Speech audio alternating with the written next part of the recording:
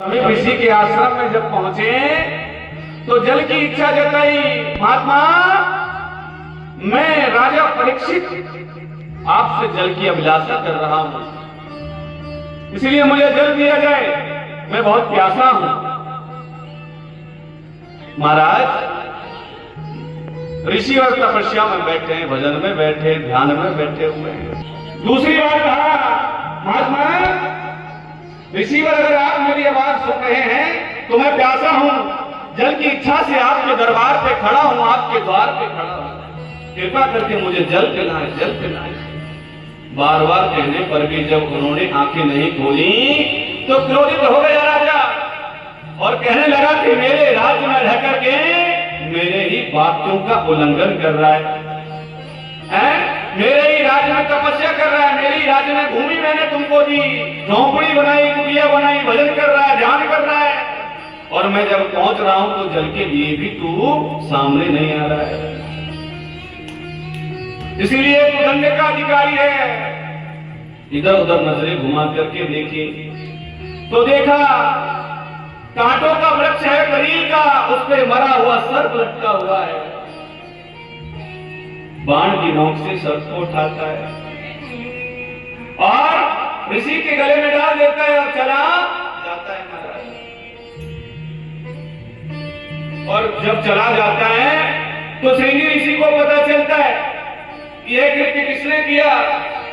पता चला कि किसने किया, बोले राजा परीक्षित आया था। बोले कोई हो, राजा हो या रंग हो या फकीर हो, मुझे मतलब, मैं छोड़ने वाला नहीं हूं। अंजलि ने जल लिया और श्राप दे दिया, जिस दुष्ट ने ऐसा भयावह कृत्य मेरे पिता के साथ में किया है, आज से 7 दिन यही श्रम रक्षक बनकर के उसको डस लेगा, उसके अकाल मृत्यु हो जाएगी।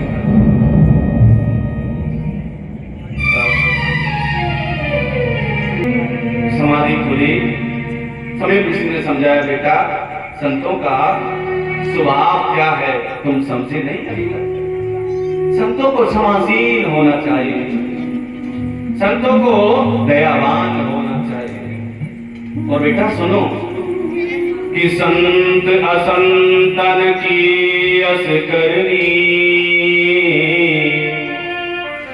जिम कुठार चंदन आचरणी। बेटा संत को चंदन के वृक्ष की भांति होना चाहिए, जिस प्रकार से कुठार चंदन की लकड़ी को काटता है, काटने के बाद भी वह चंदन उस कुठार को अपनी सुगंध से भर देता है, अपनी सुगंध से उसको परिपूर्ण कर देता है। ऐसा संत का स्वभाव होना चाहिए, ऐसे संत का लक्षण होना चाहिए। और बेटा कि संत कबहु ना फल बके, नदी न संचयनी, परमार्थ के कार्य रे, मैंने साधु धरा शरीर। हम लोग साधु हैं, घर त्यागा, गृहस्थी त्यागी, परिवार त्यागा, इसलिए कि हम किसी की अवहेलना कर सके, किसी को दंड दे सके। ना ना ना, तुम्हारा भजन नष्ट हो गया बेटा, तुम्हारा जितना भजन अब तक इकट्ठा किया वो एक धर्मात्मा है, उस राजा को तुमने श्राप देकर के बड़ी भूल की है। कहा अपने शिष्यों को बुलाया, शिष्यों को बुलाने के बाद में कह दिया, जाओ राजा परीक्षित के महलों में जाओ और जाकर के राजा से कह दो, राजा तुमको 7 दिन में मरने का श्राप लगा हुआ है, इसलिए शीघ्र जितना जल्दी हो सके अपनी मुक्ति का कोई उपाय कर लो, जितना जल्दी हो सके अपनी मुक्ति का उपाय कर लो।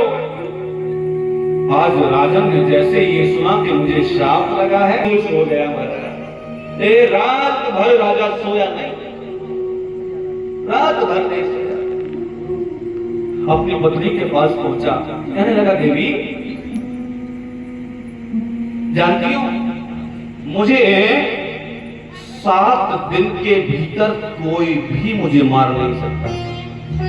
दुनिया का कोई भी व्यक्ति कोई ऐसा है जो अपने छाती पर हाथ रख करके ये संकल्प करके कह सके, चैलेंज कर सके, मुझे 7 दिन के अंदर कोई नहीं मार सकता और नहीं मैं मर सकता हूं, कोई कह सकता है? अरे तुम 1 घंटे पहले की 1 घंटे